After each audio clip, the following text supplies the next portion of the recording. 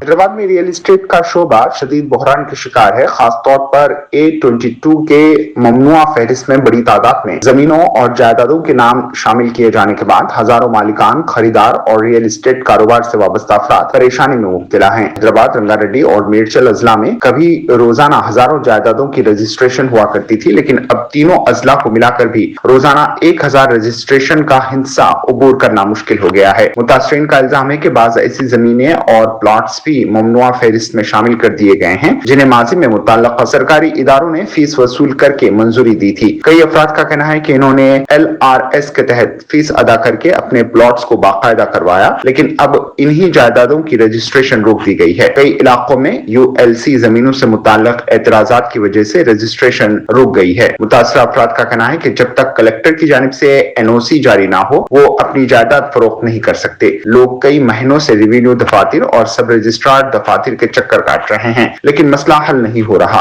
मुतासरीन सवाल उठा रहे हैं कि अगर कई दहाइयां पहले जमीन खरीदते वक्त तमाम जरूरी फीस अदा की गई हो, सरकारी इजाजत हासिल की गई और मुतल्लका दस्तावेजात भी मौजूद हैं, तो आज अचानक इसी जायदाद को ममनुआ फहरिस्त में शामिल करने की जिम्मेदारी आम लोगों पर क्यों डाली जा रही है। रियल एस्टेट कारोबार से वाबस्ता अफराद का कहना है कि हाइड्रा कार्रवाइयों और जमीनों से मुताल्लिक मुख्तलिफ पाबंदियों के बायस खरीदार पहले ही मोहतात हो चुके थे। अब A22 की फहरिस्त में जायदादें शामिल होने के बाद सूरत हाल मजीद संगीन हो गई है। खरीदार जायदाद खरीदने से गुरेज कर रहे हैं, जबकि मालिकान अपनी जरूरत के वक्त जायदाद फरोख्त नहीं कर पा रहे। इस सूरत हाल का असर रियल एस्टेट कारोबार के साथ साथ बैंकों से लिए गए कर्जों पर भी पड़ने का खदशा जाहिर किया जा रहा है। कारोबारी अफराद का कहना है कि अगर जायदादों की खरीदो फरोख्त इसी तरह रुकी रही तो कर्जों की अदायगी मुश्किल हो सकती है और कई अफराद माली बहरान का शिकार हो सकते हैं। इस बहरान में सिर्फ बड़े बिल्डर्स ही नहीं बल्कि आम और मुतवस्सित तबके के लोग भी परेशान हैं। कई अफराद का कहना है कि इन्होंने अपनी जिंदगी भर की जमा पूंजी और बैंक से कर्ज लेकर प्लॉट या मकान खरीदा था, लेकिन अब अचानक रजिस्ट्रेशन रुक जाने की वजह से ना वो अपनी जायदाद फरोख्त कर पा रहे हैं और ना ही जरूरत के वक्त इससे फायदा उठा पा रहे हैं। कई मुतासरीन का कहना है कि इन्होंने अपनी बेटी की शादी या दीगर जरूरियात के लिए रकम जमा करने की गर्ज से प्लॉट फरोख्त करने का फैसला किया था, लेकिन रजिस्ट्रेशन के वक्त बताया गया कि जमीन ULC के तहत आती है, जिसकी वजह से रजिस्ट्रेशन रोक दी गई है। शमशाबाद के एक रियल एस्टेट डेवलपर के मुताबिक उसने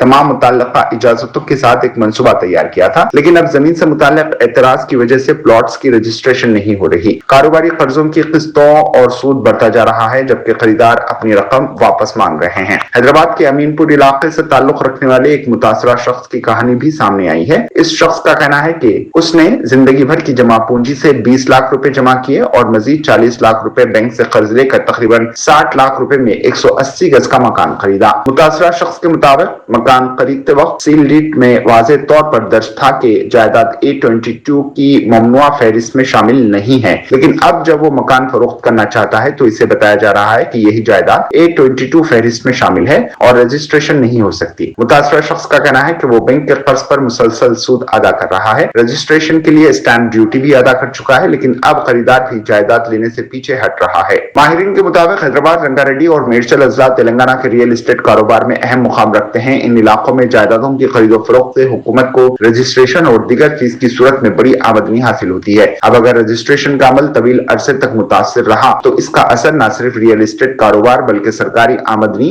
बैंकिंग सेक्टर और आम लोगों की माली सूरत हाल पर भी पड़ सकता है। मुतासरा जायदाद मालिकान हुकूमत से मुतालबा कर रहे हैं कि ममनुआ फहरिस्त में शामिल जमीनों और प्लॉट्स की मुकम्मल जांच की जाए, जायज और कानूनी जायदादों को A22 फहरिस्त से निकाला जाए और रजिस्ट्रेशन के मसाइल को फौरी तौर पर हल किया जाए। अब सबकी नजरें हुकूमत के अगले कदम पर हैं कि A22 और ULC से मुताल्लिक इन मसाइल का हल कब तक निकाला जाता है और हजारों मुतासरा जायदाद मालिकान को कब राहत मिलती है। मज़ीद खबरों के लिए हमारे चैनल मुनसिफ न्यूज़ 24x7 को देखते रहिए। अगर वीडियो अच्छी लगी तो लाइक करें, शेयर करें और चैनल को सब्सक्राइब करें।